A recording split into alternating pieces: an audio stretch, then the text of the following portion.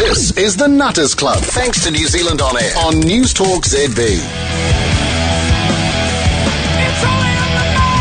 Good evening. Welcome into the Nutters Club. I'm Mike King. Joining me tonight, as always, well, not as always, but as most times, Malcolm Falconer. How are you, Malcolm? I'm very well, thanks, Mike. That music that you just heard is our special guest, which you'll hear more from a little bit later on, Ryan Kershaw. This is the Nutters Club, thanks to New Zealand On Air on News Talk ZB. Good evening. Welcome into the Nutters Club. I'm Mike King. Joining me is Malcolm Falconer, and our guest tonight is a musician, author, guitar teacher, all kinds of wonderful talents. He was the founder of the New Zealand Underground Festival, creator of Guitars on Fire, Music Talks podcast series, Next Stage Musicians Workshops, professional speaker, board member of Independent Music New Zealand, but also, interestingly, diagnosed with paranoia, depression and delusion of reference. Please, Richard, welcome to our show. Ryan Kershaw. How are you, Ryan? Not too bad, man. Thank you. Thanks for having me. Nice and close into the mic, develop. Yep. So, whereabouts did you grow up, brother?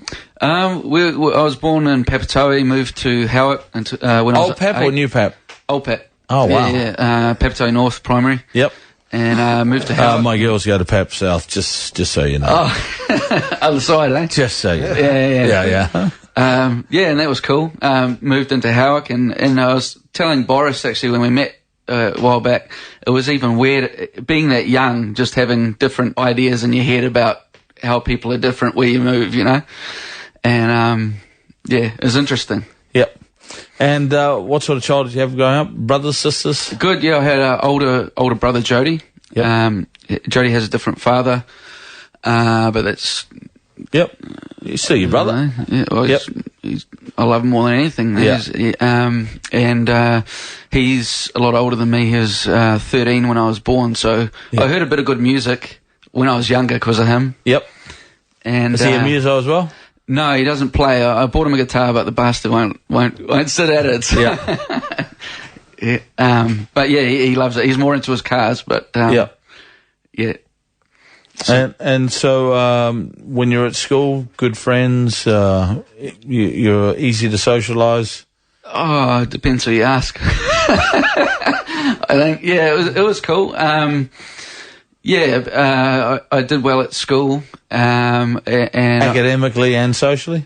Yeah, I think so. Socially, I was never too much of the, you know, hey, look at me out there kind of person. Yeah. But I started performing at an early age because when I was about 8, I heard Guns N' Roses, and that changed my life.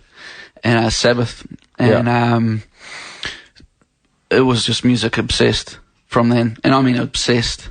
Absolutely obsessed. And so at about 11, that's when things were going really well. But of course, looking back on it now, you know, I'm a bit older and I go, maybe my role models weren't that cool, you know, for living a great lifestyle. Yeah. If you look at most of the guys I were influenced by, they had their own problems with drugs famous and alcohol guys, and everything else. Famous yeah, people. you know. And so the lifestyle that they were living wasn't probably the best for a little boy to look up to, but at that age, you don't think it influences you anyway. You just think, I'm me. And how old are you now? 30. Yep. So, and then at 11 years old, I had my first sesh. It was probably cab anyway, but to me it was good on my BMX. Yep. And then when I got to college, it's...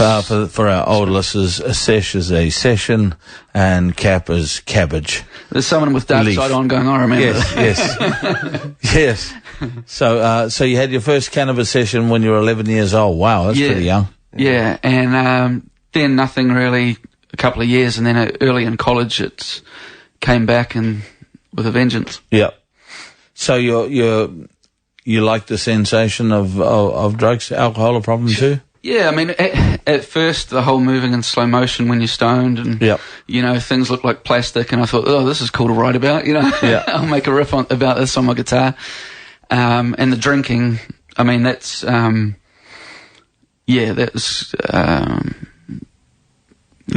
was what it was. And what it is for a lot of us in New Zealand, because every sports game's sponsored by it and it's in the culture. And so what age did you start drinking? It was more not till about 15, really. Yeah. 14, 15. And I suppose 14, we used to wait outside, as you do, and put all our 20 cents together and get a refill of Kentucky Gold or at that stage no label vodka. Yeah. And crash out in the tunnels. Yeah. Yeah. So and what age did you notice you're starting to have problems? And what were those problems? That was at 15. And what started happening was I was in a band at school. I've been in band since I was 12 years old. And I always had quite a creative mind anyway. Yep. And I started, the band started getting really known in the school, which is a cool thing. Yeah. But what was freaky was, as I was walking around school, people started looking at me, staring at me. And if you're not used to that, it's pretty strange. And being stoned, it's even weirder. Yeah, that's where the paranoia kicks in. Why are they looking at me? That's it, yeah. And did you have those little conversations? That dude's looking at you, that dude's looking at you, look away. Everything. Well, the moon started looking at me too, so it wasn't just people. But, I remember walking around school and just thinking that they could read my mind and things like that. And you get people coming up knowing what you did on the weekend, and how they know, that was before Facebook, really. So, but so it's a weird thing, I think, to be young, not to know what to expect when you get in a situation where you're. Was any of that staring enjoyable? Oh, there were a couple of. Well, but not really. I was always into music to express myself. Yeah. And I always wanted to be successful. So it's kind of a paradox. Yeah, of course. That was my old band, actually. But it's the paradox of all performers. I want this, man. I want it, but I don't want to deal with all of the trimmings that go with it. Yeah. You know, and then, that's stage one. Yeah. But then stage two is, now I want all the trimmings and, Did you ever reach that stage two? Yeah, it's kind of hard to say. I think the influence too of, and this wouldn't be this person's fault, but the whole Kurt Cobain ethos. Yeah. When I say I was into Kurt Cobain, it's like the guys anyone grows up idolizing, They're who you look to. Yeah. And you think that their word is the gospel. And so you live it. You live that point of view. For me, standing on the edge of the cliff constantly. Yeah. And for me it was, I kind of had these two things going on of wanting to be good. My parents, bless them, were quite pushy to do well, but in a good way, Yeah. So I had this thing of wanting to live up to that. I did martial arts and I became got gold at New Zealand Championships. Wow. So I had this weird thing of having at that stage, as you can see, not now, had really a good body, good abs and everything. Yeah. But I had this weird thing, especially for a dude, of I don't want these people to judge me. Yeah. Girls suddenly wanted to see my abs, guys wanted to punch them. Yeah.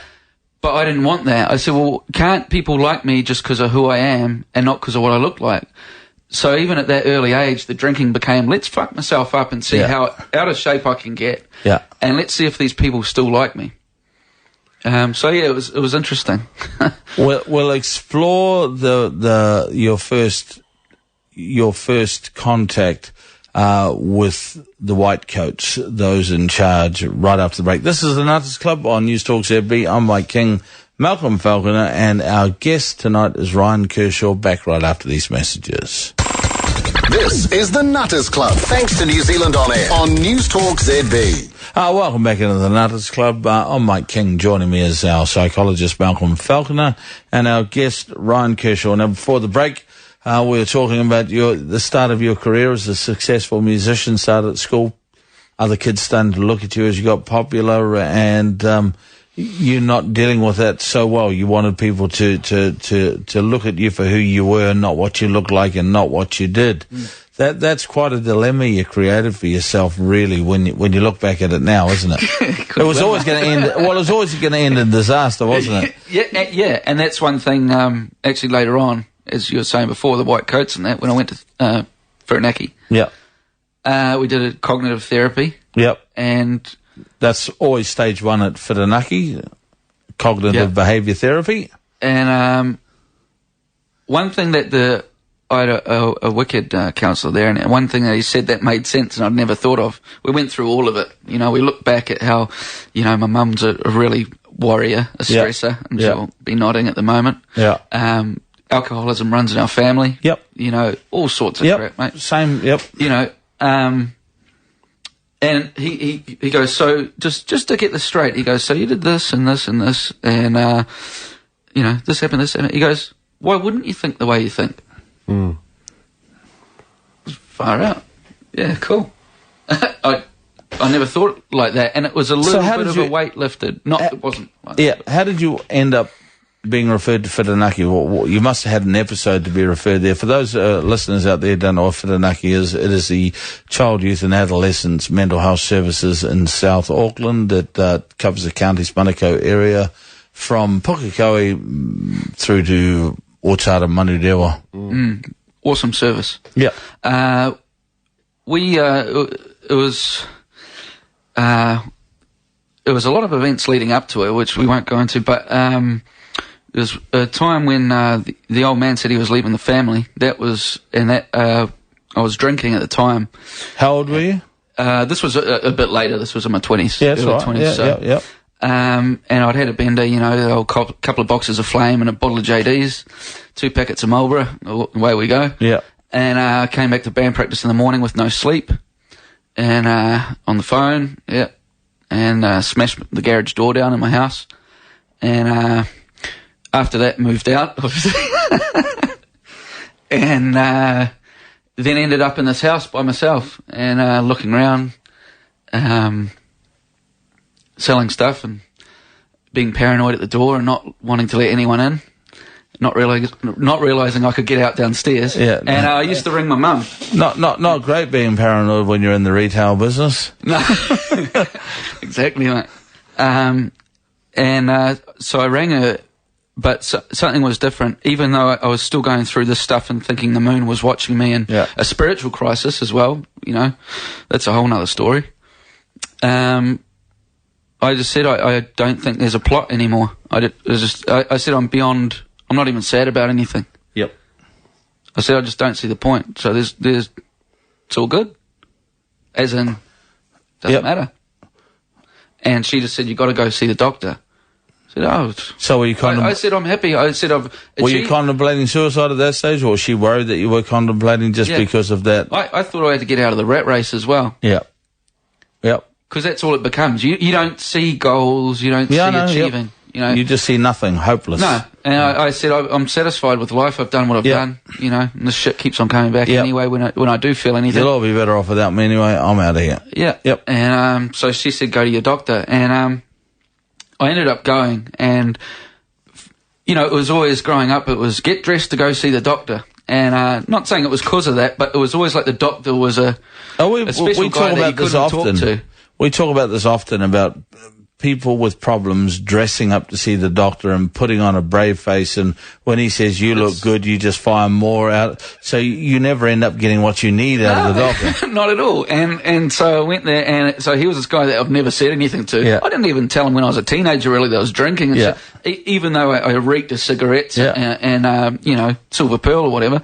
And so I go in there, and boom, that was it. He asked the worst question. He goes, how do you feel? Yeah. And it all just came out. Yep. And that was it. And he so he put me in with Whirinaki, and that was the best thing I could have done. So talk us through that process, because Whirinaki doesn't get a great rap on this show.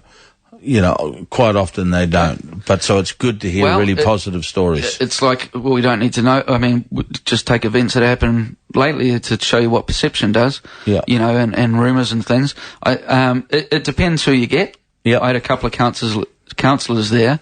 One I related to much better. Yep. so it depends, where your head's at, and with this kind of stuff, it can be anywhere. But yeah, he just started with that, with going through the past. One of the best things I've found, going there was finding out that there are actually names for these things. Yeah. Some people like boxes, other people don't. That's been another great topic on. I like boxes. Yeah. I like somewhere to stick my troubles. Okay. So I've got ADHD. Yeah. Fantastic. Yeah. It's not like a magic pill. Like, no. I've got ADHD. I'm going to wear the shirt and the hat now. Yeah, I'm but sorted, I can, I can actually, like, I've got OCD, so I like boxes to put stuff in. I like everything to be nice and tidy. Other people hate being labelled. My girlfriend would be laughing at that because I've gone from a drinker to a tidy upper. Well, tidy house. I never thought I'd be. Tidy house, tidy mind. Yeah.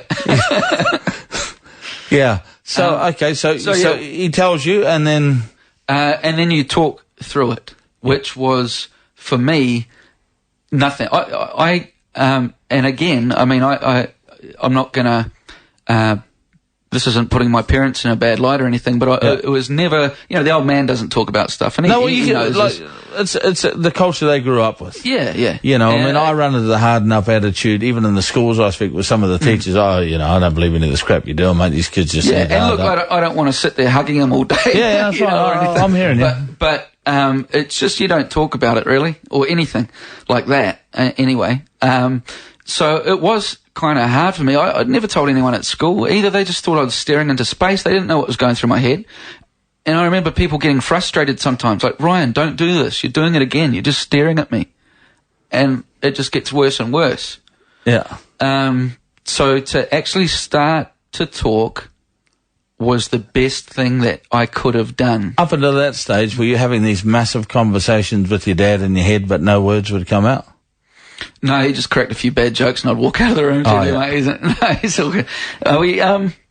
It wasn't, I mean, it would have been good to talk to him a bit more, but he didn't have that with his dad, right. And I don't expect anything more from him. He's made his mistakes, but man, if you count my mistakes, you can only teach what you've been taught. So I mean, if you've never been spoken to by your dad, how do you expect to I mean, he knows us. He probably said, don't share everything, mate. Yeah. But I mean, I went to text. I was in the US last year, and I went to text that I love him, and it took me 20 minutes to send the text. You want to know something funny? It took my old man years. He was in his early 70s before he told me he loved me. I trick him all the time now. I speak on the phone and go, before I hang up, love you, Pop. Yeah, love you. Yeah, okay, I'll talk to you. Talk to you later. Dude, he told me a couple of Christmases ago when he was drinking. Yeah, drinking. My old man was pissed when he told me. I broke down, man. I'm going to sound like a real crybaby here, but I went up to my brother and he looks at me. He goes, "What's wrong?" Because my chin's going like this. I go, "He told me he loved me." That's a good feeling, isn't it? I don't want to hear it all the time. It's a good feeling, isn't it? Well, even if you hear it once, it's good. Yeah. You don't need to keep hearing it, but just to hear it once. Yep. So you haven't inherited. Mate, you haven't inherited some of your dad's traits there. Just once is good. Yep. Let's move on now. Got that out of the way. So after your first Whirinaki experience, how long did that last? That it was all good. I think a couple of years. Yep. Yeah, a couple of years. I kind of rang. Did they give you course? What diagnosis did they give you in that first visit? Severe depression? I can't remember the first visit. I can't remember what, Yeah, what they gave you. I just remember I didn't open up quite so much. Cool. But after a while, they said they kept on coming back and forth. And I used a term which he said he hadn't heard, which was paranoia attacks, which is what that felt to me. When I was talking, what I used to get was I'd think anything that anyone said was mocking me. Yeah. Constantly. Yeah. And I used to call it paranoia attacks because there would be glimpses of when I didn't think I was dead or in hell. But then I'd be, say, in the middle of a set or just talking to someone and it would come on. And then it did get worse to when it kind of lasted. But they said it was a thing called delusion of reference. And also I was diagnosed with depression. And I was put on Fluox and first aripiprazole. Which was What's that one? So two things, Malcolm. What's your knowledge of delusion of reference? Yeah. Look, I mean, obviously, in the area of psychosis, they call an idea of reference is when people respond to a non-apparent stimuli, which for various people can be auditory hallucinations with schizophrenia and stuff like that. So it's voices that are commanding them or thoughts that from a higher entity. But ideas of reference or delusions of reference is where you attribute the source to something like a computer, a TV, a crowd, a group of people. So you halo a facial, in your case, a delusion of reference that didn't involve a TV or a radio or the phone talking to you, was what you interpreted, your paranoia interpreted other people to be talking to you about. Well, that did come later on. With you were getting from inanimate objects were. Yeah. So not audible voices. Yeah. But if you put on iTunes, for example, and you see a track come up, the title makes sense to you. Yeah, of course. Yep. And then the lyrics of the song too. So as a musician, that was damn hard. I couldn't listen to music for a while. Yeah. And what was the meds that the second med you said? Fluox and aripiprazole. What's aripiprazole? Not sure. What is it? That's an antipsychotic.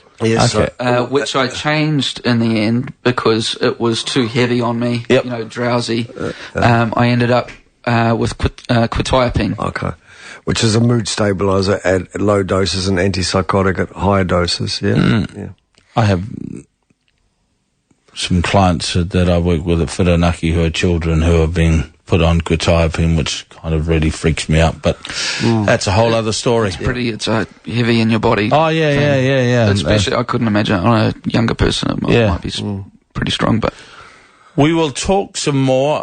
We'll take some messages now from our lovely sponsors. This is the Nutters Club on Radio Live. Our guest tonight is Ryan Kershaw. Mike King, the Nutters Club on News Talk ZB. This is the Nutters Club here on News Talk ZB, my favourite station in the whole wide world. I'm Mike King. Joining me is Malcolm Falconer, and our guest tonight is Ryan Kershaw. Before the break, we were talking about Ryan's first visit to Whiranaki. Things went well for a little while? Yeah, things were good. Well, this is after many trials and errors and interesting stories. We talked last week with David about getting the mix of meds right and the mix of meds and counselling right. Counselling and also I joined kickboxing. Ah, yep. And that was wicked.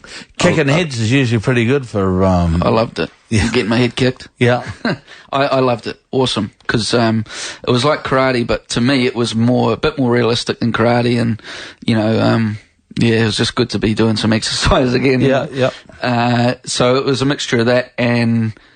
There was some good falling off the wagon on the wagon. Was the family supportive of you all the way through? Yeah.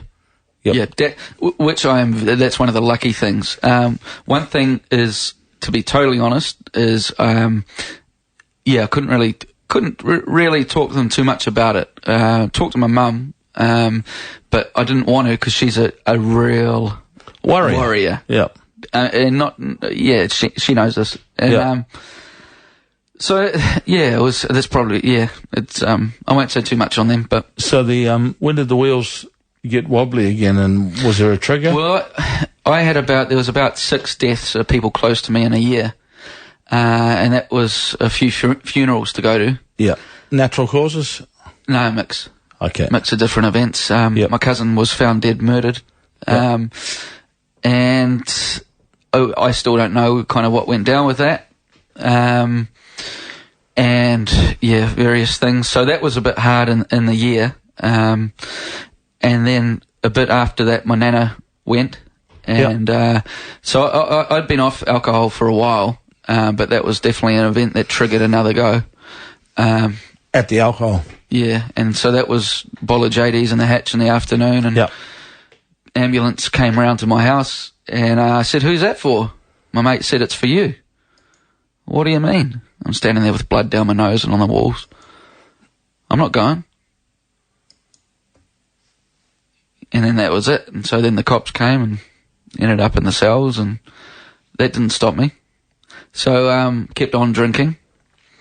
And then at Christmas I went round, I just kind of kept, did my usual box of flame and into it, and complaining about the trials and tribulations of the music business, and I won't get into that because there's a lot. Oh yeah, I know how it goes. And ended up not playing, one of the first times ever not being able to play guitar. My brother took me around to this, I said, let's go to the party, to the neighbours.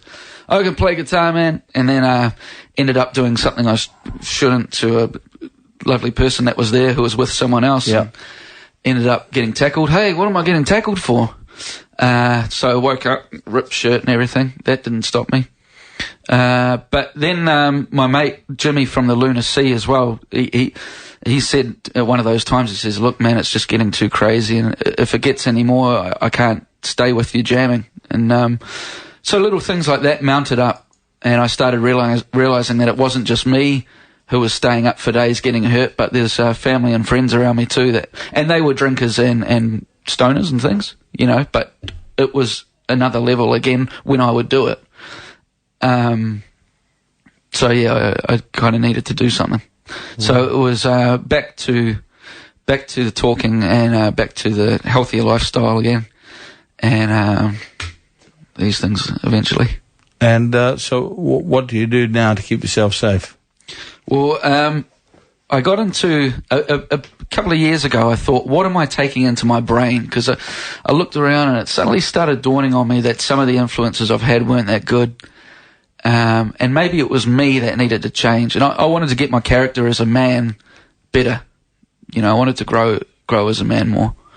And so I thought, what am I taking in my head? And I looked at all my books I had in my room, which were about 5, and it was all autobiographies of Kurt Cobain, rock stars that had died of heroin overdoses.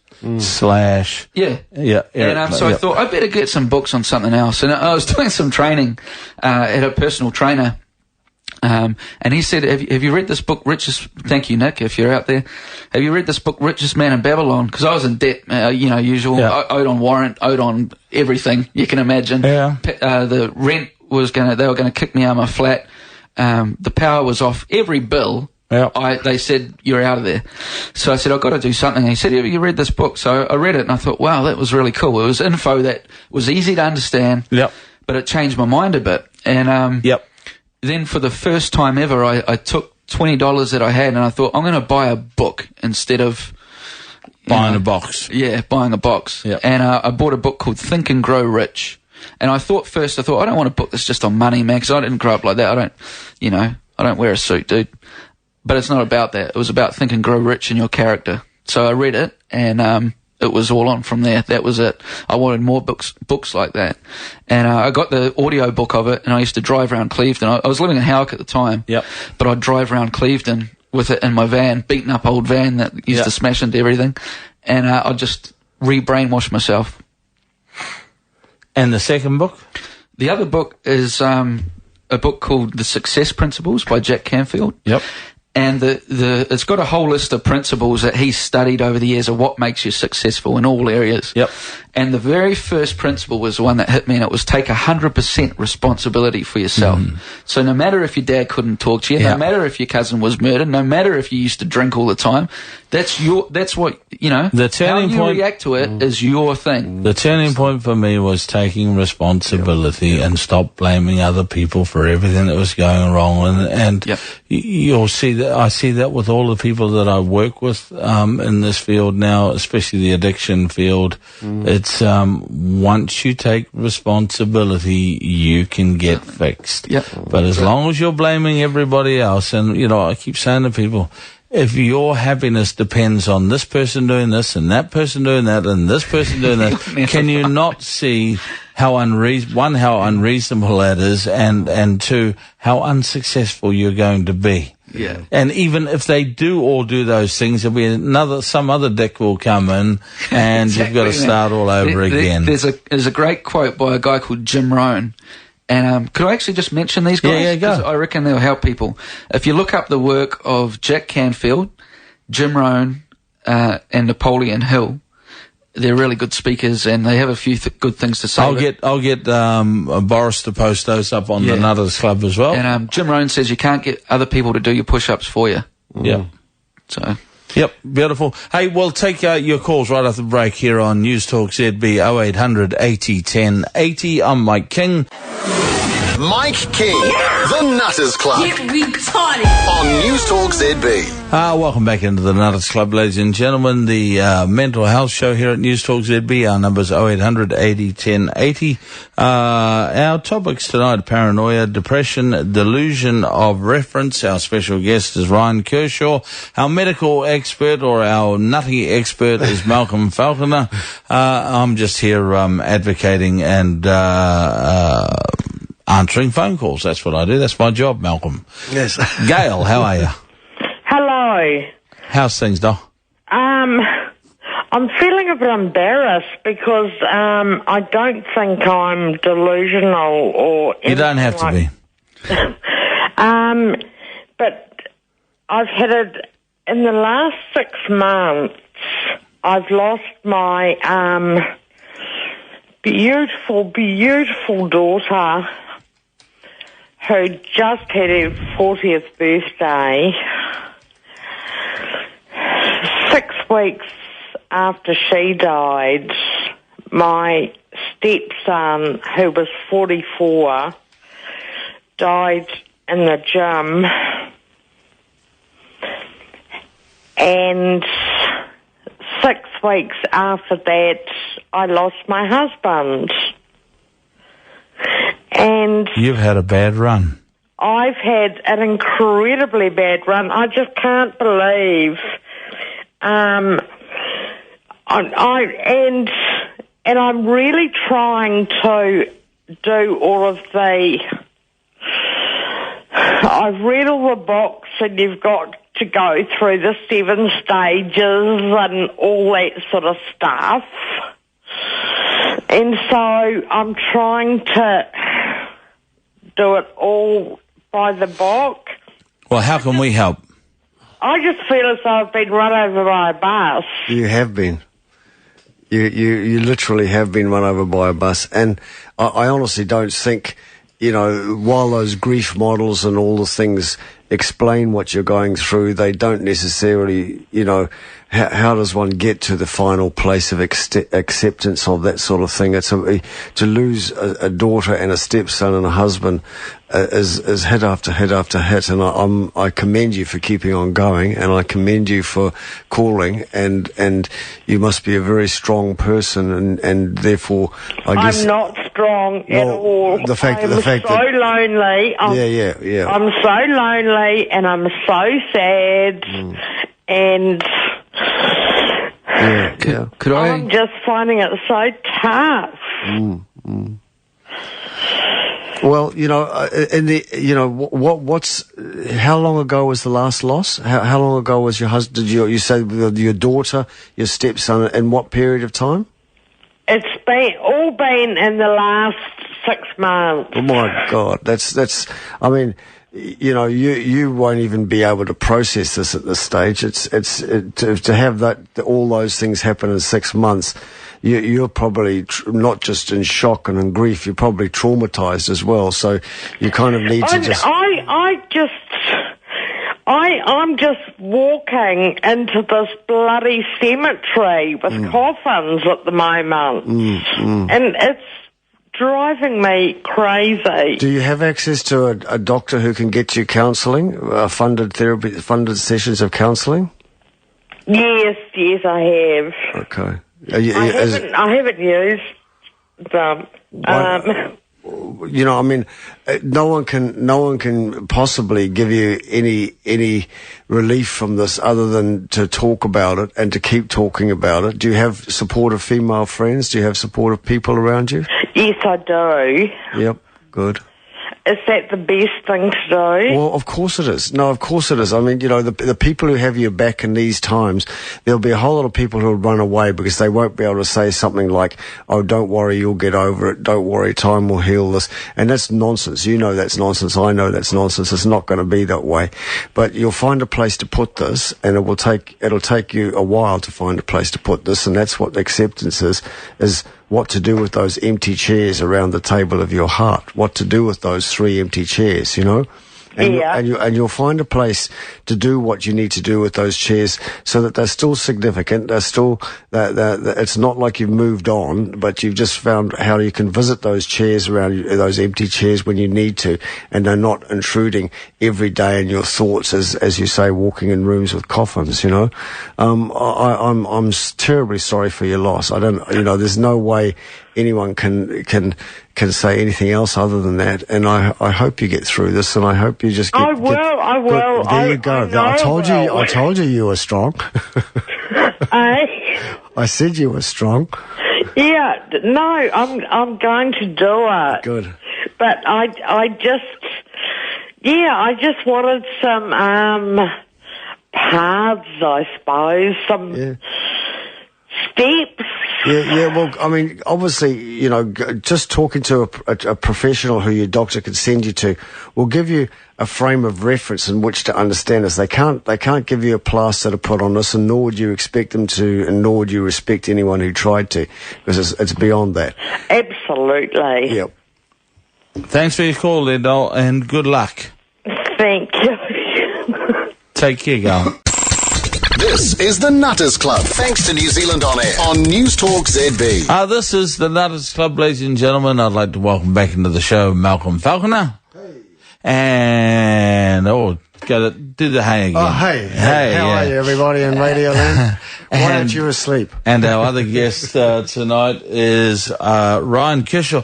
Now, we've been talking to these guests, and you haven't got any headphones on, so you haven't even known what's going on, have you? Not really. That's most days anyway. That is just ridiculous. Dear. So here we are talking with all of these things, and I'm going, why isn't Ryan saying anything? And Ryan hasn't got any cans. So can you suddenly hear things now? Yeah. Well, what we'll do is clearly. We'll test stuff out now and go. Karen from Wellington. Are you there, Karen? Yeah, hi, love. Yeah, I'm just really fascinated to listen to Ryan about personal development. Well, Ryan can actually hear you now. Oh, good on you, Ryan, yeah. Hey, Karen. No, because it's quite interesting, because a couple of those books you were mentioning, I had a postnatal psychosis when I was 30, and I was a naturopath before that, and I really don't like the fact about medications and things, so I needed to look at something that would get me well and that I felt in tune with in my own personal well-being, So I was, like, a lot of those books you mentioned, like Napoleon Hill, and, I read books like M. Scott Peck, The Road Less Travelled, and things like Louise Hay, You Can Heal Your Life. Hay House, yeah. Yeah, John Cahill, Vision of Power and Glory, The Power of Now, Eckhart Tolle. Yep. And it was all personal development stuff, but it was interesting to read recently about consciousness and reality and things, and how the brain has what we call neuroplasticity. So you can retrain your brain to think positively, to have a positive future. It's just that it's like you said, you reconditioned yourself. And I found that when you said I reconditioned myself, it really made it clear. That's practically what I did. I had to get rid of the negative stuff from, like my childhood and things that had happened over the years up until the age of having the psychosis. You can see what led to it, and I could see what got me out of that. But I found myself personal development books, and Deepak Chopra was very good as well. Things like 7 Spiritual Laws of Success, and just looking into things like your spirituality and your consciousness and how you feel in your own self, like who you are and your identity, and just having a lot of questions and times to yourself. Because a lot of the other things I looked at were things like mindfulness, and like some of the books I read were things like the Book of Awakening and things like that, because the principles were very much based on mindfulness and self-reflection. And I just think it's just interesting for you to come on there and talk about personal development stuff, because mostly people talk about, like illnesses and medications and things. But yeah, I found that reading, meditating, practicing mindfulness was what got me really well. And in fact, my mind came out of it a lot stronger, a lot clearer, and a lot more positive, But so it's really good to hear somebody else about that. Yeah. That's cool, Karen. Yeah. Good on you. I'm a guitar teacher, and one of the things I say in a title of the book that I wrote is called "Train Your Brain Before Your Fingers." Yeah. And yeah, I like you said, I call it re-brainwashing myself. Yeah. It's just because what comes in, I mean, it's going to have an effect. Doesn't matter who you are. You've got to know how to filter it. You've got to surround yourself with positive people. Be aware when negative thoughts are coming in. Just have a bit more consciousness about your reality. But there's some really interesting stuff like in the neurosciences at the moment around that kind of thing. There's a really interesting anaesthetist called Hammeroff, who does lots of discussions with Deepak, who's a psychiatrist, but he's also into spirituality and things and consciousness. And they talk about your brain plasticity and retraining and consciousness. And it's just an awareness of I'm very much more aware now of people in my life who might be negative or influences, that are coming in, even in workplaces and organisations, bullying or people who, indirectly, attack. It's like mind attacking mind, as I say. You just become a lot more aware and astute to what's going on around you. It's more of an awareness, But it really does help positive mental well-being, Karen, sorry. I don't understand why they don't teach it in schools, but they teach algebra. It's beyond me. Hey, thanks very much for your call there, Karen. Really appreciate that. The Nutters Club on News Talk ZB. Before we hear more from Ryan's story, our number's 0800 80 10 80. If you have any questions for the ever-welcoming Malcolm, for Ryan or myself, give us a call, 0800 80 10 80. And got a question for you here, Mal. This caller decided to post it via the Facebook page. With no how to reply. I wanted to know two things. I'm on lorazepam 0.5 to 1 milligram as needed. I take it at night to sleep, usually 1 mg. Lorazepam? Lorazepam. Yep. Lorazepam. Yep. It's been a year and a half. I don't get any anxiety. I just want to know what is the long-term effects of being on this, and would that low dose put weight on? Thank you. I don't know about the weight on. Lorazepam is a benzodiazepine. If you look up the MIMS, which is the prescribing manual, they do recommend not staying on benzos for that length of time. However, I don't know the specifics of their condition, and people with fibromyalgia and physiological stuff who affects sleep, sometimes a little bit of a benzo and it takes the edge out. I'm not a psychiatrist, I'm not a doctor, but I work with a lot of people on these medications. The benzos, they seem to require, you build a tolerance to them really quickly. And so what worked for you last week is not going to work for you next week, and you tend to plateau on them quite fast and then need to take more.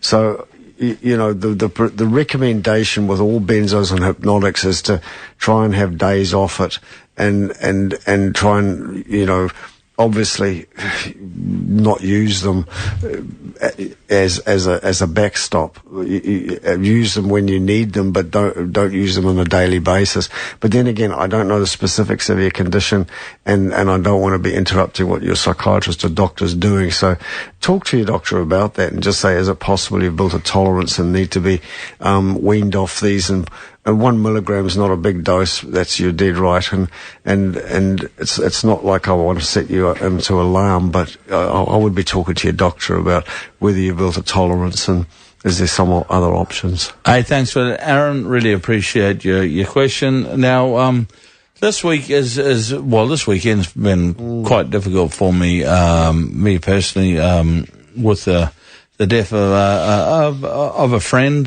through suicide. I spent 2 days last week down in the communities of Referor and Taupo talking about suicide in the community, and indirectly about asking for help, which is suicide prevention at the highest level, and so far back from the edge of the cliff, the kids don't know you're talking about suicide.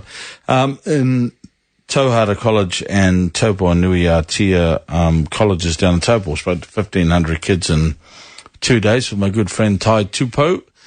Went very, very well, and so it was like it hit me like a ton of bricks when I found out that Charlotte Dawson passed away. But I, talking in the break with Ryan, you had your own encounter with a suicide attempt. So for the benefit of people out there listening, who may have gone through a similar experience or who lived with someone who had a similar experience, to help them get a clearer idea on what happens. Could you tell us about your experience?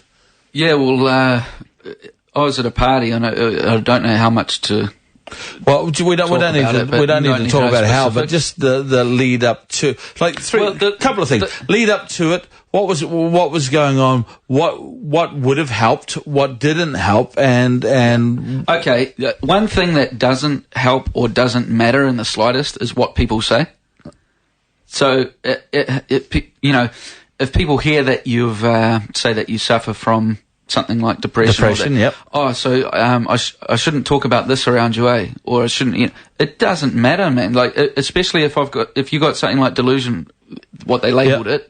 It doesn't matter what it's called, really, but it is good to know. So, you take stuff and twist it anyway, and someone that's in that state of mind is going to twist everything to be negative. It's a negative state of mind. It's out of the positive. It's not even near the zone. Is it fair to say, because this was my experience, when you're going through depression and you're looking at everything is about you as being, you're the victim, everything's happening to you. Yeah. It's not your fault. It's... Yeah, now, it's not in a selfish way. You don't think you're important. Yeah. But if you feel like you're getting attacked constantly, and I mean, an example is thinking that your parents are demons. Now, if you haven't been through that experience, it's going to just be like someone talking crazy talk. Yeah. Well, if you have, you know what it's like to be truly lonely and not to have any hope in the world. Yeah. And so when you're in that situation, you're not going to go, oh, yes, I should think rationally. Thank you for telling me that. I'll think a bit clearer about my actions in the next few weeks, and I'll try and get help. You're not in that zone at that point. So if anyone... In fact, I think there's more to fear when someone that you suspect has been suicidal to suddenly have that clarity and go, I'm going to fix you. Absolutely right. For me, the alarm bells go ringing then, because this person's already made the decision. Yeah. Yeah. I mean, I guess, Ryan, I heard a journalist talk who jumped out of a 14th floor window when he heard some news on the TV that Bush had gone back into Iraq, and he'd seen what happened in Kuwait, and he was freaked out and burnt out and fried. And he talks about what would have helped him at the time when he made that decision to go out the window 14 floors up. And what he talked about was that someone who talked to him but didn't necessarily talk about depression or suicide, someone who just talked to him as a human being, Yeah, I mean, if someone's talking to you normally is the best thing. Now, it's your brain that's going to go in and out of this is real, this is fantasy, whatever. So it's not so much on, it's your brain that's creating this. It didn't help with me. I was in an environment on that particular night, not a very constructive environment for anything. Everyone was just as gone as I was nearly. Yeah. So it's... And yet, when you bear the marks of a fairly serious attempt, so this wasn't a call for help. You were definitely trying to take yourself out. This was not long after I found out about a relative of mine, and I believed, because I'd just gone to the funeral, and people out there know, what funerals do to your head if you're in a normal state of mind. Yeah. And so I believed I had to be in heaven. Yeah, with him. When cars started coming, I walked away from the party. I thought they were trying to keep me here. And that's something I've also struggled with, is thinking that I need to be here on this plane rather than in heaven. Yeah. You know, it's a spiritual thing. And it's, So I mean, Mike works with youth in this area. I work with patients in this area, and I've lost a few, you know, and Mike's had a few losses too. And what is it that one could say to someone at that point where, whether it's due to delusions, irrational thinking, psychosis, what is the thing that friends, not necessarily health professionals, you know, just what is that? What can a human being saying to a human being in a human way in that place, you know? nothing, just listen. Listen. And give them a hug. Yeah.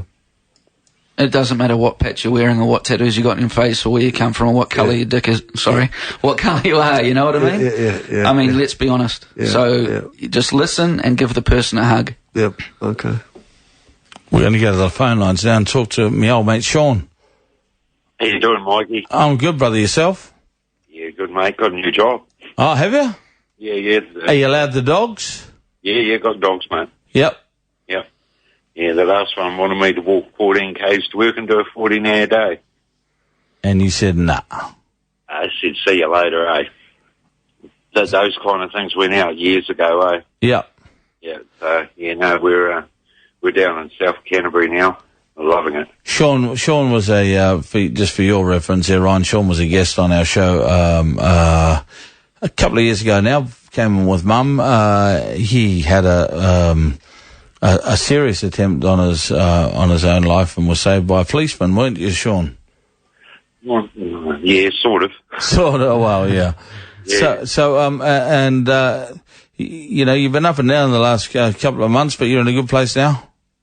Yeah, I went real down, eh? And, I heard. Yeah, and I just sort of had to pull myself together. I had a lot of thoughts of you and just saying, look for the positives. You know, there's always something positive, no matter how hard it is to find. And I'd look for that, and then I was just like, I can't do this anymore. It's a negative environment. You know. So how do you cope with that? I don't know. I think I was getting to a point. I know when I'm going down. I know my triggers. So I started realising I was going down, and I was like, well, I can either stay in the position I'm in and keep going into that dark spiral place, which is really hard to get out of. Yeah. Or I just had to change it and get out and say, well, it's not worth it, and find a new job. Yep. Yeah. Well done, brother. Yeah. So we'll do this till the end of the season, and then I'm going to go do an airbrushing course. Are you? Yep. Oh, fantastic, brother. Great work. Yeah. I rode the bike down today from Christchurch down here. Yep. And I had to pull over because we got cut off by a twister. Oh, wow. Yeah, there was a bit of excitement, mate. It made me feel really alive. And Ma's good? Yeah, Ma's good. She's in Christchurch, loving it at the moment. Still on holiday. I think she's been on holiday for about 5 months. Yep. Yeah. Hey, glad to hear from you, Shawnee. Yeah, you take care, Mike. You too, my brother. Okay. This is the Nutters Club here on News Talk ZB. All our lines are free, 0800 80 10 80. If you'd like to speak to Malcolm or Ryan, give us a call back right after these messages. The Nutters Club on News Talk ZB. Good evening. Welcome back into the show. Now, I'm not sure if you'd like to talk about this, but earlier on in the show you mentioned something called spiritual crisis. Would you like to briefly touch on that? What is spiritual crisis? That's just what I called it. I mean, it wasn't always... When I was 15, I believed in my head that I sold my soul to get my music ahead. The way that I did it is said I sold my soul. I sell my soul. Have you heard of the Illuminati? Yeah, people say that. And it's just weird that you say that, because my daughter I'd never heard of it until tonight when my daughter started mentioning the Illuminati, and then you come out with selling your soul, because I said, well, that sounds like selling your soul to the... That's right, Dad, that's what it is. And I was like, well, yeah, it's interesting you say that, because it's a big thing in music, this sort of theory that there's these Illuminati puppets who are... Rihanna, Lady Gaga, Will Smith, Michael Jackson. And there's all these signs they do with the Eye of Horus and all this sort of stuff. I think it's just a lot. I mean, personally, I don't see them, any of those people as having... That's a great conspiracy theory. Well, they're not intelligent. Especially when someone all of a sudden dies of a heroin overdose, or, it's the price you pay. Like, Kurt Cobain never mentioned anything about suicide. Suddenly he's so depressed and boom, who's the chap from Niggas with Attitude who suddenly got injected with AIDS in the middle of nowhere? And Is it Eazy-E or Eazy-E, yeah, that's right. Yeah. So, sorry, I interrupted you while I went off on this. So when you were 15, you believed you're selling your soul to the devil? Yeah, I was sitting on my amp downstairs, and so nothing clicks after that. It's not like some magic appears or anything, but then coupled with the lifestyle you're living, the paranoid thoughts and everything. And they all make absolute sense now. Well, yeah. It's good now. It's only taken me 15 years, so... This little coincidence that just happened now when I was talking about the Illuminati for the first time, and then you mentioned, selling your soul to the devil. All of a sudden that is, oh my God, it's a sign. Yeah. It's another sign. That would have freaked me out. Oh, of course, big time. And that's, coincidences were not nice. Yeah. Now coincidences are nice. I go, okay, cool, I'll ride with that one, but... Yeah.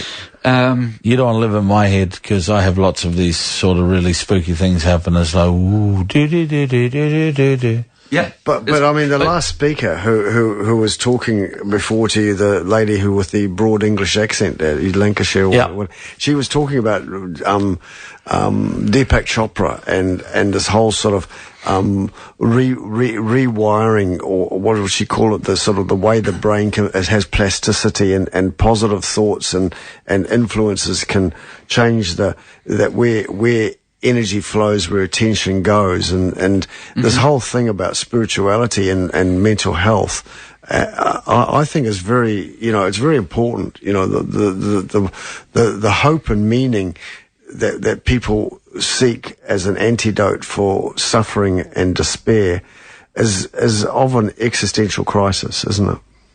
And I mean, it might not be true, but it's a better truth than the one that you're suffering with. So that's for sure. But yeah, I definitely, that's a whole other thing, that thinking of things in the universe. But it's always been there in the back of my mind. I think it comes from my mum saying, God's watching you when you're a kid, So you had a religious upbringing?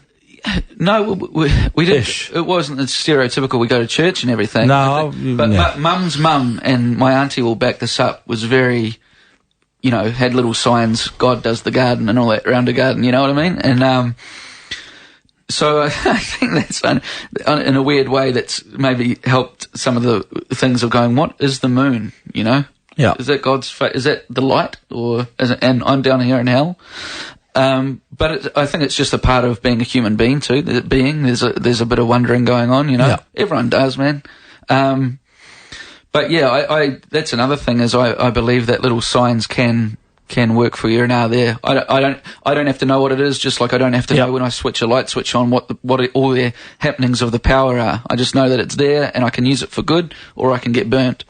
We'll take a quick call now from Champ. Hello. How you going, Champ? Oh, good, bro. Look, just ringing in to share my opinion on what I've heard so far this evening. Just to change the subject slightly, I've actually got a vision impairment. Yep. And I'm also an epileptic as well, but I'm also a musician as well, so I'm actually ringing mainly on the musician point of view. Mm-hmm. Cool. Now, I kind of went through a few blooming trials and tribulations throughout my life growing up. I mean, I'm not ringing because this is all about me, but just share a few bits and pieces, if I may. No, it was sort of hard. Growing up as an old vision impaired, you get people really discriminating you for who you are, and just a lot of put downs throughout life and all that sort of stuff. And so that was sort of a bit hard at times and to deal with. And it's just, it's really hard to overcome. And, especially when you're trying to do something with your life, such as be a musician. And I actually started from a young age, looking up to various people like, as you say, Guns N' Roses, Slash, Satriani, Stevie Ray, just all the iconic musicians. Yeah. Sorry, he's got a T-shirt on with all those dudes on it. He's sitting there. I'm looking at all those guys. Grew up with them all, listening to them all, and music was, it always has been a part of my life.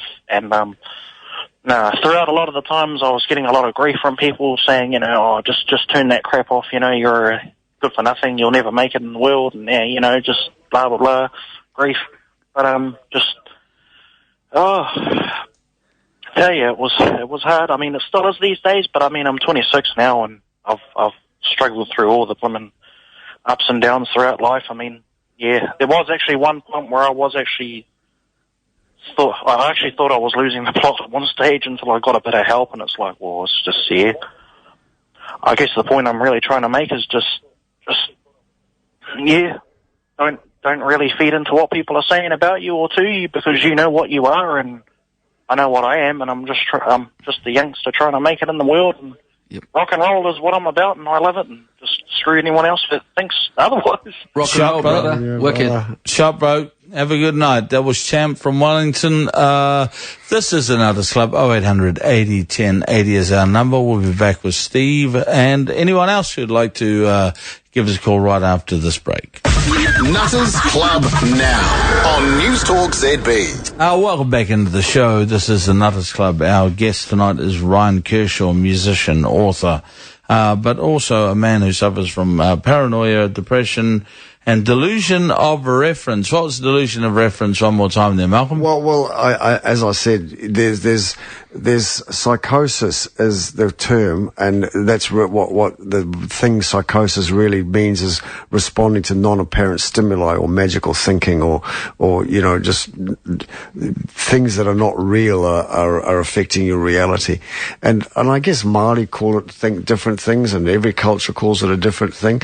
But for Ryan, what he was describing was delusions of references, thinking that things that we take for granted, like conversations, eye movements, someone scratching their eye, their nose is a signal to you, or someone looking at you means that they're saying something. And then it can also be things you read on electronic media or telephones, televisions, are sending you signals. I have a patient I see who thinks he interrupts signals from the radio, and he hears and he hears three voices who talk to him. Look, it's very distressing for him. You can't convince people it's not happening, and it's not helpful to try to. But you just got to go, well, can you discriminate against this, and can you actually make your own opinion above those opinions that are coming in from those sources, right? Well described. So if you have any questions about anything to do with mental health, give us a call, 0800 80 10 80. Steve, how are you, mate? Good, mate. Good. How's it going? Yeah, good, thanks. Just something triggered me to make a call tonight. I'll just give you a brief history of. Yeah, go. Years ago, something happened. I was working in a foundry, and something happened, and I decided to get my act together and save some money and go on a world trip, just to sort of like a means of running. I was running away basically. Yep. From the problem, and anyway, I was in South America. And small town boy goes to big city, and in Buenos Aires, I fell for a money con and lost about $9 grand. I thought, oh shit, what am I going to do? So I flew to England. Well, I've got a British passport, I'm English. And long and the short of it is, I was partying like a rock star, like a tourist, know, in the town I was born in. And I ended up getting asked to move out of one flat, and moved into another, and ended up moving in with a techno drug dealing DJ. And I started sampling, and before long it was a sort of like a pretty rocky downward slope to paranoia and delusional thoughts and what have you. and barricading myself in my room and all that sort of carry on. Yeah. And I managed to get my act together enough to come back to New Zealand, and got back here and basically thought my life was crap, and spent the next 6 months in bed. And so I couldn't stop the negative thought processes, going on and on and on. And I ended up, in October of that year, I ended up going into town and I decided to have a drink. And I had one drink, and within a couple of months I was a regular in all the pubs in town, and ended up leaving town with a checkbook, a mobile phone, and a rental car, and basically ended up sleeping in hay barns and buzz shelters and what have you for the next 8 months. And I ended up eventually coming back to town, and over a period of time, my behaviour didn't really change that much, and I was eventually hospitalised.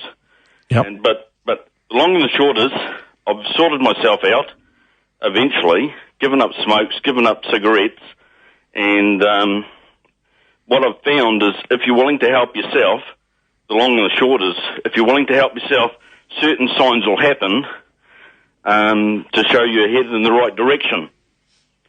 And one tonight was, just today, I've finished that Think and Grow Rich book. Ah. Just this afternoon. There you go.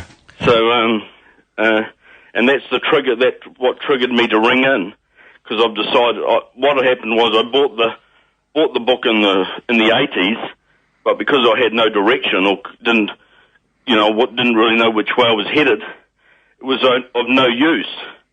And I found that those books are only of use when you've really got some direction in your life.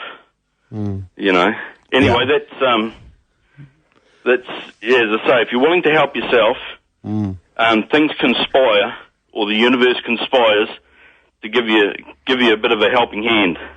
Absolutely. Legend, brother. Thanks so much for your call. Okay, bye. Take care. This is the Nutters Club. We'll be back with Darius right after these messages. Nutters Club now on News Talk ZB. Welcome back into the Nutters Club here at News Talk ZB, where our number is 0800 80 10 80. We'll get to Darius in 1 second. The signs, brother. Talk us through the signs. Just touching on that, it was quite funny because I work a lot with my cousin, and he does graphics and that for me with my albums and things, and we jam it. I call it jamming, art jamming. And he's a really talented dude. And he came in one day and he said, I've got this book, man. The guy kind of seems similar to some of the stuff that you've gone through or whatever. I mean, you might like it. It's by a guy called Ryan Kershaw. And I was reading it, and I said, you're joking. He goes, what? I said, look at the book I'm reading. And it was Jack Canfield, his dad. And he didn't know I was reading Jack Canfield. And then I was watching an interview with Jack, and I was really interested at the guy that was interviewing him. It was this guy that markets him, puts him out and things, and helped write the Chicken Soup for the Soul series and things. And so I looked him up, and it was a guy called Steve Harrison, and he does a course called Quantum Leap for authors and experts. And he does this thing where 100 people can be selected from around the world if you're an expert on something. And I wasn't used to saying, I'm an expert on music or anything. But since I'm a guitar teacher, I knew I had more to offer. And it was way more money than I would even see in one point in my life to apply and all this kind of stuff. Anyway, I knew I had something, so I closed my eyes and I just pressed the mouse. A couple of weeks later, I got an email that I was selected for it. I had to get to America for this, and I didn't know how I was going to get there. Yep. Fortunately enough, my dad works at the airport, so I got a cheap ticket, but I had no money. I owed all those bills I was talking about. Yep. I said, I'm going to go there and sleep on the street. I don't care, because it's been in my heart for years anyway to go there for music, because I always felt I needed to. Yeah. But I said, I'm going to go there. I'd love to meet this guy because I have a few things, and so I got over there, and we were doing this exercise in a seminar, and he said, say what you need. What's the thing you need help with the most? And then everyone else writes down how they can help the person that's standing up with the mic. It's a really awesome idea. Yeah. You know, it's simple. You just say how you can help them. You pass it back and forward. And I stood up and I said, for the tour that I'm trying to do, it's money. You know, I'm in about 5-10 grand debt just with normal bills alone. Yeah. And I was in America I didn't know how I was going to stay there. Fortunately, another member put me up in the hotel, but I had the last day, I had no money for anywhere. And the head coach, after hearing this, came along and gave me a card. And he said, I'm inspired by your story. Us artists have to stick together. And in it was $200. And that $200 I used on those last nights there. But I didn't know how I was going to eat or do anything like that. I mean, it was only a day, you know, I'm not going to die. Yeah. But I just had to kind of follow it on instinct. And I ended up meeting Jack Canfield at the last seminar. And I said to him about that thing, you know, I said, well, my cousin came in with your son's book. Yep. And I was reading it, and he just said, oh, maybe it was meant to be. It's how the universe works, you know. And I don't doubt it. You know, it's not very fairy, but I don't doubt it. I'm with you, brother. Darius. Kia ora. Yeah. Hey, Mike. Hi, Ryan. Just had a look at your site, bro. Not bad playing there, cuz. Oh, cheers, man. Thank you. Yeah, I just wanted to talk. I've been a musician now, a professional musician, I guess you could say, for the last 20-odd years. And I've dealt with mental illness for much of that. And it's actually really, really, really prevalent, even among the higher echelons of the music business, and undiagnosed in a lot of cases. Yeah. Because I grew up with my father being he was actually one of the original, when they first started having cat teams in Wellington, he was one of the original purveyors of that. He actually wrote some of the legislation and some of the Māori legislation that was included, you know, for dealing with people with mental issues. Anyway, so I grew up with him and my mum being a charge nurse. And so I sort of knew how to diagnose myself when I started to have really, really bad anxiety issues. And then as I've gone along, I've had counselling and stuff and been medicated and whatnot. But then as I've toured and, you know, done shows, I actually met you, Mike. I was playing at the Natural Fest in Perth a few months ago. I sat down and was talking to you for a bit. Yeah. And I play all the festival circuits and I travel a lot and, you know, and I'm a session musician by trade. But I work with so many people in the industry that I can see that they have something, you know. A lot of people have, you know, it's really weird. It's almost as if the musician gene comes with some type of mental illness gene. It's some of the most talented musicians I know can't even play anymore because they just got so deep into their psychosis or whatever issue they might have had. Yep. But yeah, weirdly enough, mine were agoraphobia, which is not really, you know, good for a musician. Yeah. And really, really severe anxiety to the point where my fingers would stop moving in the middle of a solo, and it's freaky enough. My first album that came out in 2000 was all hip hop. So I've been a session musician and a hip hop artist for a long time now. Yeah. And you know, I get up there and I'll be rapping, and I'll be in the middle of a rapping, and everyone thinking, "Wow, he's the most confident rap guy." And in the middle of it, my heart is upside down, and the whole world is turning in on me, and I'm terrified. And it's not even when I walk off stage, it's when I can finally get back to the hotel room and shut everything, that I can go through my exercises to calm myself. Yep. And I still do that to this day. And it's but the thing is, you just learn to cope. You find a mechanism, and you cope. And I've talked to so many other people that I've worked with along the way over these years, and said, man, I really think you should see someone about this. And a couple of musicians I have worked with, and some of us, believe it or not, are in some of the biggest bands in the country. Yeah. And we have these issues and live with them every day, but learn to manage in a way that our whānau and us can can complete our lives. You know what I mean? Keep moving on. I mean, how often is it we're standing in front of an audience doing one thing and just something completely different's going on inside your head? Well, I remember you talking about that a while ago, because I remember, watching your comedy thing. Well, this guy's amazing, the genius, and then to find out that you had the same sort of issues that I was having and a lot of others. I thought, well, it's so out there. The reason I was so aggressive on stage is that whole fight or flight thing. I was so scared that, you either run or you stand there and you take guard and go, right, bring it. And, I look back now at some of the outrageous things that I did, and it wasn't because I was, everyone said, you're staunch and you're aggro. It had nothing to do. I was scared, absolutely petrified. And then I can totally relate to that, racing back to your hotel and trying to get your shit back together back at the hotel room, and calm yourself down. And then there's that deep hole that you have, wishing you hadn't done half the things that you'd just done. Oh, tell me about it. Yeah, that's definitely it. And I find, these days, because I've learned to manage, what I used to search for, the solace I used to search for while I was at a show freaking out, was so everyone else would be at the show an hour earlier, having a beer. I'd turn up to the show 1 minute before because my solace became the hotel room. It was like that's home base. I feel comfortable. But then then I'm like, okay, I go to the show, I turn on 1 minute before the show, I get on stage, I do the show. Mate, is there anything worse than waiting to go on?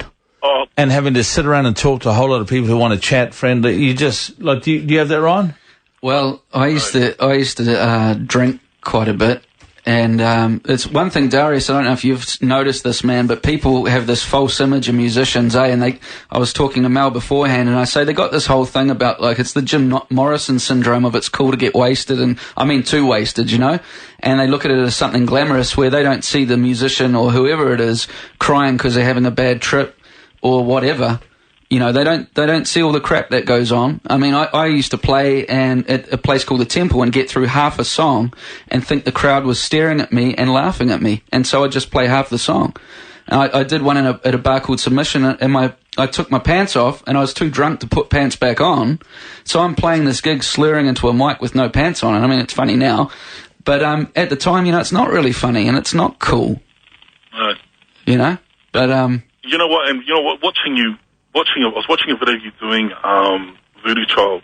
And I don't know if you're familiar with this, man, but I think you are, because you look inherently like a person who is. There's musicians who we almost feel like a conduit to the music. You know what I mean? Like it's coming from a spiritual place. But I was watching you play, and you were doing this thing that I love to see, is when a musician just shuts his eyes and he starts rocking back and forward like Rain Man. It's almost as if the music, it isn't a coherent thought process. Dude, you got to watch Lindsey Buckingham on the dance DVD he does, I'm So Afraid. Oh, I love Lindsey. And there's no posing, mate. That's what I like about real music. Well, that's what I'm saying. It's that, but it's those of us that have that, because I feel like I do that too. When I sit on a stool, and because my real name's not Darius, and if I said my real name, there'd be tons of people calling up and saying. But when I have that thing and I sit on a stool and my head's going backwards and forwards. Yep. That's it. We have something. We have something that's special, but it also makes us a little more susceptible, I think, to what in Māori we call. They have things we call wairua tapu and things that are kind of strange. And in the English world, I guess it's a spirituality that can affect our thought process, I think. That's what I think. So some of us are gifted with this almost like otherworldly entrance to be able to pull and grasp from the spiritual thing and have it come out of us in whatever art it is, be it comedy, Mike, be it music, be it, you know what I'm saying? And because we have that facility, it's a two-way street, I feel like. And I feel like sometimes, because the people I know that are affected by a lot of what we go through are people that just have this extra sensory, and I'm not going to say ESPN, but it's extra mental sensory thing that goes both ways. I think you guys both know what I'm saying. Know exactly what you're saying. Hey, bro, we've got to roll out. It's a nice way to end the show. Thanks so much for giving us a call here, bro. Lovely. That's all good, man. Ryan, I'll be definitely checking out your music in the future. Mike, so nice to talk to you, brother. You too, cuz. Hey, Darius. Yeah. Just quickly, man, there's a Hendrix lyric that I love, and that's why I play that song. And it goes, I stand up next to a mountain, chop it down with the edge of my hand. Pick up all the pieces, make an island, might even raise a little sand. You know it? Yeah. I know that one, brother. I play it too. Shot, cuz. Later, bro. Later. All right, Ryan's Auntie here. I have to say right now I am sitting here full of pride as I listen to my nephew open up on your show about what I call the hidden disease. My mum, Ryan's Nana, listened to your show often, and I want you to know that she was comforted often by your words. Keep doing what you do, and Ryan, you rock. And that's a great way to end the show, Ryan. TK. Thanks very much for being on the show, my brother. Thank you very much, and I hope the show keeps on going for ages, because New Zealand needs it. Shop, bro. Malcolm, catch you again next week. This is Mike King saying good night, New Zealand. See you next week. This is the Nutters Club. Thanks to New Zealand On Air on News Talk ZB.